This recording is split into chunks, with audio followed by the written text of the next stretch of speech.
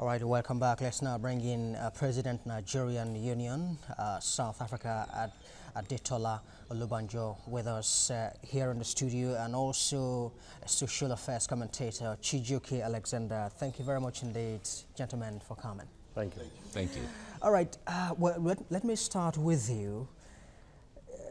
Statistics show that in the last 3 years, about 300 Nigerians have been killed. I beg your pardon.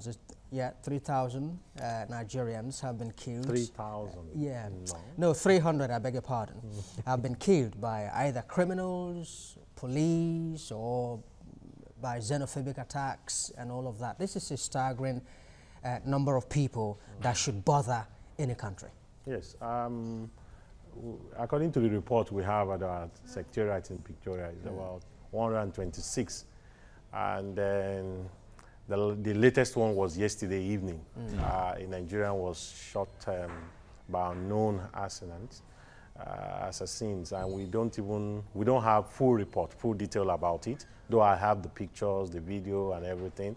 It was late in the evening in Johannesburg, Yeovil, yesterday evening. So it's pumping up the number to 126 because we keep records of what actually happened. And then, as the President of South Africa has said, that it is an act of criminality for anybody to be killed, because there is no justification for you killing anybody. Even if somebody has perpetrated a crime, it needs to go through the justice system.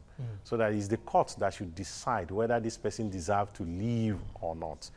And one of the things that I'm happy about is that we have been able, as the umbrella body of Nigerians in South Africa there, to escalate this thing to the highest level of government. Now the two presidents is talking about it. It has not happened before. And there is commitment from the South African president in public to say they are going to go after these criminals.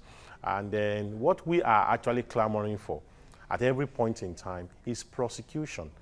Crime will be perpetrated by criminals. But when there is no prosecution, that will not be deterrent to others who will even be emboldened to perpetrate it more. Assuming there is political will as well as a pressure on the sides of our government representatives that are representing the government there to say that this thing has to stop. And then the only way we can stop it is going the legal route to say, because South Africa respects their rule of law. They can't come out and deny certain things. So let there be, the perpetrators should be prosecuted.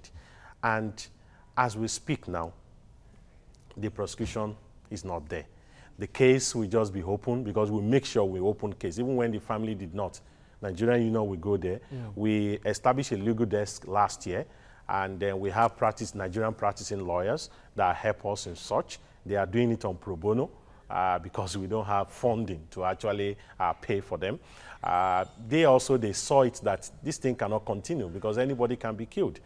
So they will open a case, but after the case has been opened, there will not be investigation. Most of the cases doesn't get to court. The few ones that are in court as we speak is as a result. If you look at last year till now, you'll see that a lot of cases have gone to court. And we are putting pressure as a friend of the court to make sure that this case are actually investigated and then the perpetrator are brought to book. Okay, Chijioke, let me come to you on this. At the peak of the last wave of xenophobic attacks, we saw viral videos of South Africans saying that we don't like Nigerians. We want them to leave. They are taking our jobs, they are taking our women, they're taking our society and all of that. But looking at it from that window, do you think that South Africans hate Nigerians at that level? Well, I don't think it's actually about Nigerians alone. Okay. Because the xenophobic attack was actually a show of outrage, of complaints, or probably bottled up anger or frustrations, especially with the economy. And when this happened, it wasn't just about Nigerians alone. It was also about other ethnic nationalities. Perhaps maybe we had more casualties on our own side because of the population of Nigerians in South Africa. I have an unverified figure of about 800,000, which is a large number of people. The thing is, it's really painful. It's really painful because nobody expected it. we expected as an ally, a strong ally of Nigerians, especially our own brothers. You know, nobody saw it coming. But when it came, it wasn't just about Nigerians that it happened. But what we should be looking at is, after these attacks, what has the both government, the Nigerian government and the South African government, done to avert this? Because if we probably have had something in the pipeline that's actually been followed up, then the numbers that we've had increasingly, and until yesterday, as he just said now, that we've even had a Nigerian who was killed. It's really disheartening how we have got into the extent of forgetting lives on a daily basis. And it's really worrisome, because we're going to be asking ourselves in future to come, you know, what have we done to deserve this? Because if we don't place the value system on lives, we'll continue to have this kind of reoccurrences, and no one even is seeing the end in sight. But the most painful aspect of it all is the follow-up, like he said, the legal systems. You know, what our own government doing to ensure that the lives of Nigerians in South Africa matters, because we're protecting South Africans that are in Nigeria here. So South Africa should also be able to play the same role for us, you know, in ensuring that our businesses and our people there are also protected. And you know, Alex, let me stay with you.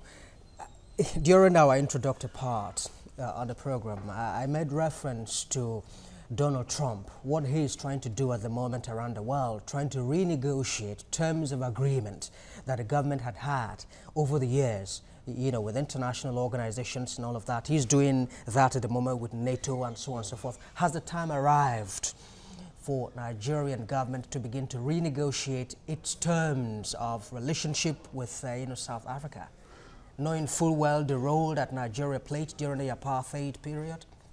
Well, there's a lot to be looked into and considered in international politics and relationships. I wouldn't say that the U.S. president is handling it in the best interest, because we've seen a lot of Americans come out to complain or, you know, campaign against his laws, especially in the manner which he's going about it.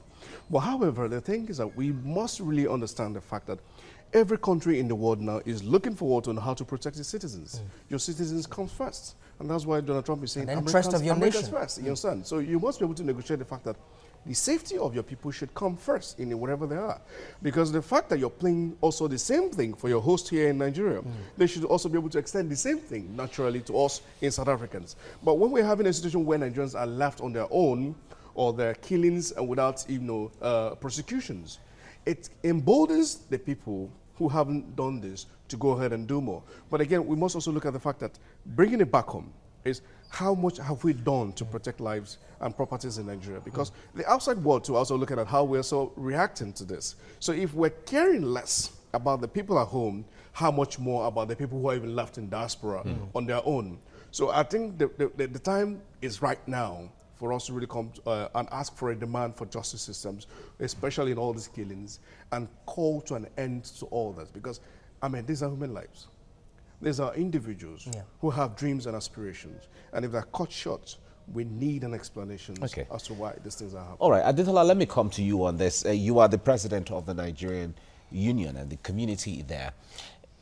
Let me ask you maybe two-barrel question. One is that there is also a report that Nigerians, so many Nigerians are involved in drugs. We've had this report so many times, and that is why sometimes when business deals go wrong, you know, the fallout can turn out to what we saw. And then on the other hand, too, what's the engagement between Nigerians who do business, especially in Johannesburg, purely business? What's the engagement between them and the Nigerian authority, the Nigerian embassy or embassy in South Africa? Okay. On the first question, I'm going to take the first one to say that in every community you have criminals, and crime thrives when there is no any consequences for you perpetrating the crime. And the easy way out for criminals in most cases is death. And the sympathy will overshadow whatever crime he has actually perpetrated. So that's one of the reasons why we're saying that there should be prosecution. We are not saying prosecution on the side of South Africa alone. On all sides, the allegation have always been there to say that Nigerians, they deal not only in drugs, in prostitution.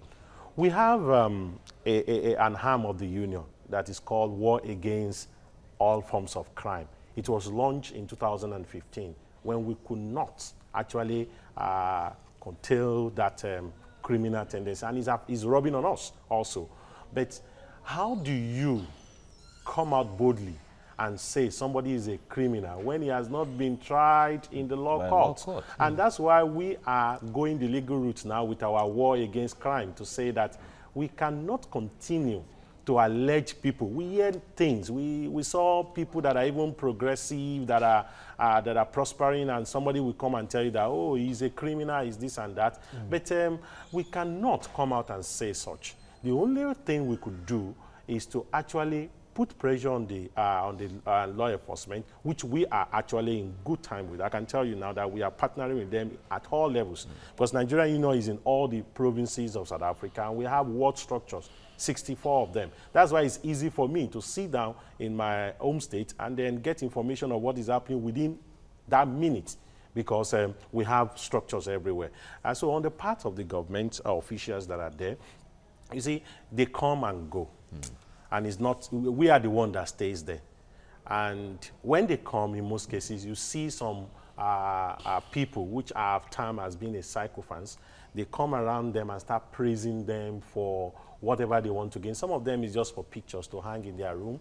And in most cases, you see that some of these officials, they get big-headed and they feel that they can do whatever they like. And the one we have now, I think they are coming to realization that you have to protect your citizen. We were told not to speak out about the killing of our people. You see, we are talking about killings, but there are more dangers. Daily brutality, seizing of the properties of people, money, and so on and so forth, systemic xenophobia, that even when you enter an office, because you are Nigerians, you'll be treated somehow. We are not talking about that one now. What we are actually talking about now is lives, and what kind of relation are you strengthening? What kind of relation are you protecting if you cannot protect the lives of the people that will ensure the implementation of that? And that's one of the reasons why that I will appreciate the Foreign Affairs Minister, because you see, I spoke with him on Monday. I was in a meeting with him in Abuja on Monday, and then I spoke quite a number of things, but he's more interested. I was actually very happy that he's more interested in the lives of Nigerians, to say that, you see, that's the first time I'm seeing an honest commitment on the part of a government official to say, no, nothing can be, no matter what you tell me, nothing can be justified for the killing of our people. And that's one of the reasons why that he has pushed to the extent that the early warning mechanism that will bring South African government, Nigerian government, and NUSA, Nigerian Union South Africa, together to engage at the highest level of government in South Africa, because there is a trust deficit between the community as well as the police at the lowest level, wherein when some information is being given out, your life is put in danger. Because everybody in the community, one way or the other, they have information about the crime that are being perpetrated. And we also have a program that we use to rehabilitate some of these Nigerians. Some of them have come forward, and we have even sent some of them home to say, I'm going home permanently. I never knew that this is what I'm going to be exposed to. So there are so many things that needed to be done, and it's not a one-way thing. I can tell you that we are putting pressure on the government officials in South Africa. And now they are waking up. If you look at their Facebook page now, they issue press release. These are people in Johannesburg that will say, don't talk about it, it affects the trade relations and so on and so forth. And then now, they are now the ones speaking about it. We are happy about that. But we want them to go further and visit those places and then put pressure, because we have limitations. We know they have limitations also, but we have our limitation also. All right. Finally, very quickly, Chijioke, he talked about pressure on the government. You think that just having a meeting and talking about it, admitting that yes, it's not good to kill people, is that enough to stop what is going on at the moment? No, I think it's a time for every Nigerian to actually step up this game of demanding, for the government elected to go out and protect lives, because the paramount thing for government is the protection of lives and property. And it's about time we Nigerians begin to demand, that lives matter. Because if we don't, who else will do it? And we must also let our brothers and sisters, South Africans, know that, these are your own people too. We must learn to accept and live in peace and harmony. That's the only way we can actually grow together and have a wonderful economy. But the truth of the matter is that until we begin to demand for fairness and equity, especially with lives and properties, we'll continue to have the same thing. This is not only happening in South Africa. We're also having the same thing elsewhere in other part of the world. We're also having the same thing in London and UK. We're also having the same thing in US, even in Cameroon, even in Bakassi. Which I think the Minister of External Affairs actually has been able to quell in some of this thing. But we cannot continue to address this matter with just mere speeches, mere meetings and the rest of them. The President of South Africa was in Nigeria and there was not even a protest. I think that was a big slap on us, because we ought to have shown him our grievances, the fact that you're on our own soil. You came in here, you had a peaceful landing. It happened yesterday. Trump visited UK and then people should be able to come out and tell him that, look, this is not how it is. Your own people here in South Africa are also here in Nigeria. And they have businesses here. Their businesses have never been touched. We've never had in recent time a South African being killed on Nigerian streets. So we demand an end to this. And until we begin to do so, we'll continue to have the same meetings and over. Sorry. There was one South Africa that was killed just last month, less than 2 months ago in VI. But within 24 hours, the perpetrator was arrested, and then the case is in court. And that is the same thing we are asking. That is the same thing Nigerians are asking. That's how it should be. Okay. That's how it should be. All right, we have to leave it here now. Adetola Olubanjo, President of Nigerian Union in South Africa, thanks for coming. And Tijoke Alexander, thank you very much for coming on the program. Thank you.